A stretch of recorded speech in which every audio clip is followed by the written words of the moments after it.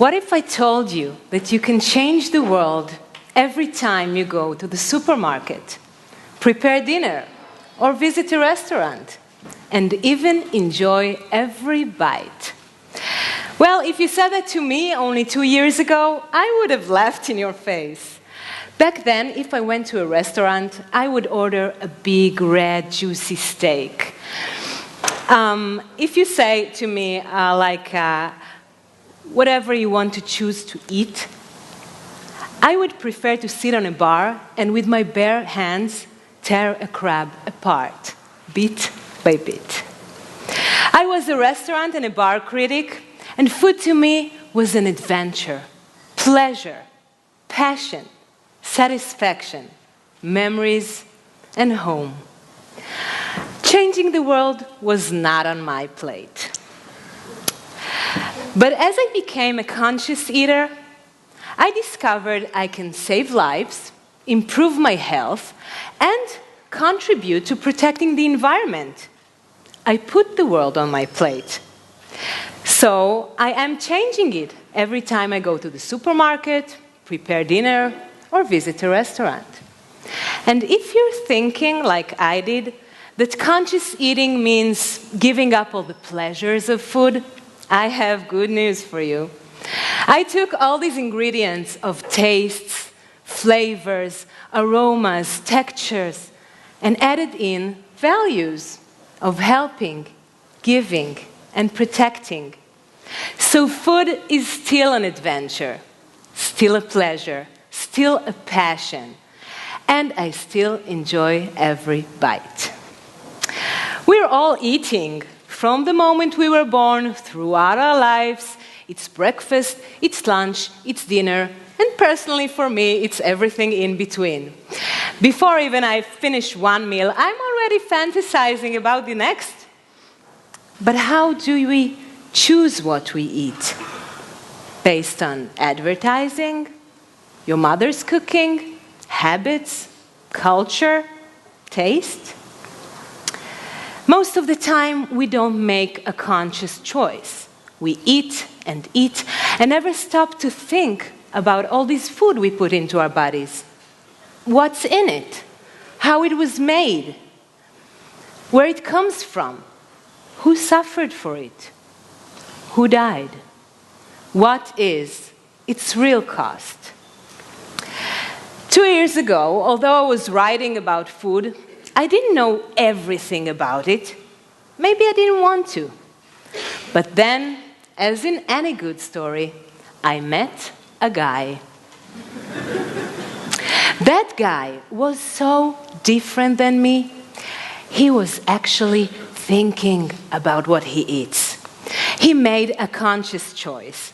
He chose to take meat, cheese, milk, and eggs out of his plate. Why would anyone do something like that? So I was very curious, and as a good journalist, I immediately started asking him all kinds of questions. What's wrong with milk? Why don't you eat eggs? Come on, you probably eat free-range eggs or organic eggs. No.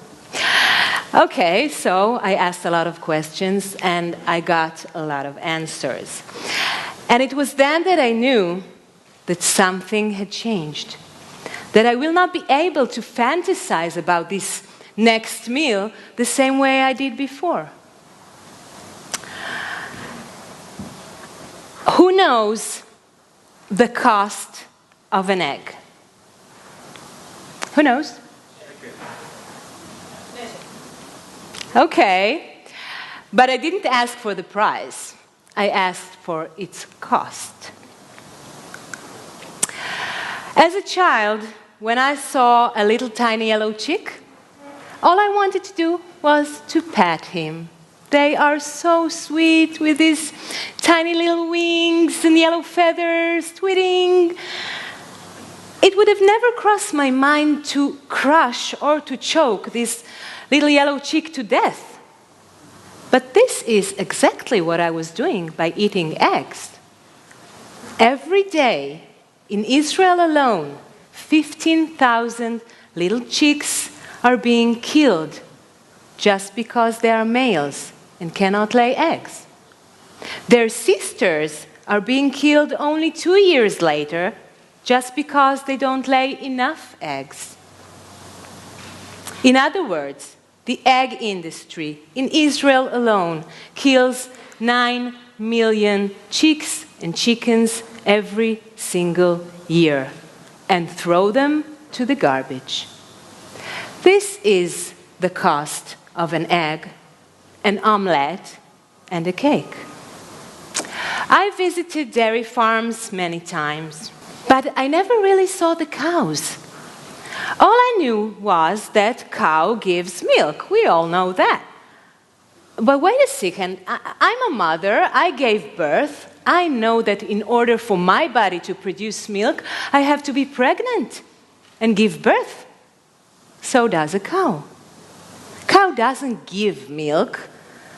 She's impregnated, and when she gives birth, her baby is immediately taken away from her in order to become your next steak. And mother cow is being milked over and over and over again until her body collapses and she becomes your meatballs. The dairy industry and the meat industry are the same industries that enslaves and ultimately kills these innocent feeling beings. This is the cost of cheese, milk, and yogurt. So conscious eating is saving lives, but what's in it for me? Well, my body thanks me every day for not putting into it cholesterol, saturated fats, toxics, hormones, drug residues, you name it. Some of the leading health and nutrition organizations in the world already declared that well-planned plant-based diet will dramatically reduce your chance of having a heart attack, cancer, diabetes, cholesterol, kidney diseases. So by stop hurting others, I got the huge bonus of stop hurting myself. By the way, you can stop hurting yourself and get the huge bonus of stop hurting others. It goes the same way. So, conscious eating is saving lives, and it's good for our health, but it's also the best thing you can do to protect the environment. Actually, you cannot be an environmentalist while eating meat. It's like sitting on a branch, holding a hamburger in one hand and sewing it with the other. You know, recently I just heard that Al Gore had become vegan. He probably knows that. The livestock industry is one of the most polluting and wasteful industries on earth. It's polluting air more than all the vehicles in the world together.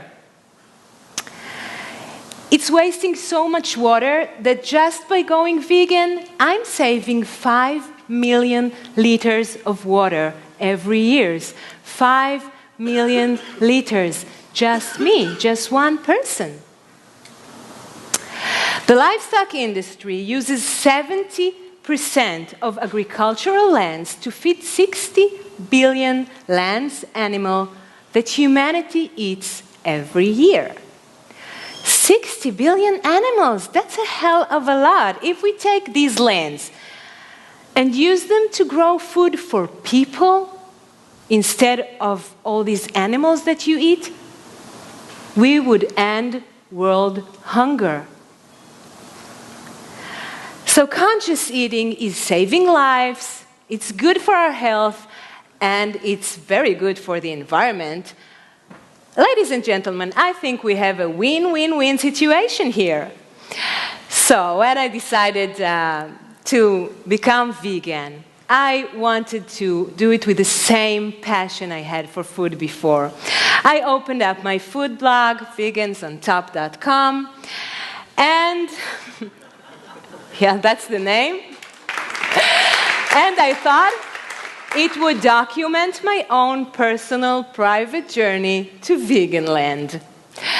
But to my surprise, a chain reaction started right away. First, my chef friends had to cook for me. Then we had some amazing, vegan, tasty dinners in some of the best restaurants in Israel. Then hundreds of people, vegan, food-loving people, came to eat. I discovered a whole growing, vivid, involved community of people that wanted the same thing that I did. To make a change through their choice of food, but to keep enjoying life and stay the same people they used to be before. My journey had become their journey. So from being a food writer that crossed the lines, I became one of the voices calling for an important culinary change and making it happen. Together with others, we took this so-called extreme way of living and put it into the Israeli mainstream conversation. 2 years ago, I had to explain myself to a waiter not knowing what veganism was all about. Today, when I say I'm vegan, the waiter immediately explains to me what are my menu options. And I have options because today chefs enjoy preparing and the creativity of making new vegan dishes to their menus. Through my website, that today has more than 80,000 views a month, and my vegan workshops, I teach tens of thousands of people how to enjoy cooking with no animal products and look at their plates differently. I deeply believe that each and any one of us can become an agent of change by simply making a conscious choice of what we eat. We can have the most direct impact on the world we live in, more than any other change we make. We can argue whether we humans are omnivores, carnivores, frugivores, or we can understand that in the 21st century, humans have become choosivores. The only being who can and do choose what to eat, when to eat, and whether to eat. So, the next time you go to the supermarket, prepare dinner, or visit a restaurant, think about what you eat. And you too can make a change to the world. Bon appétit.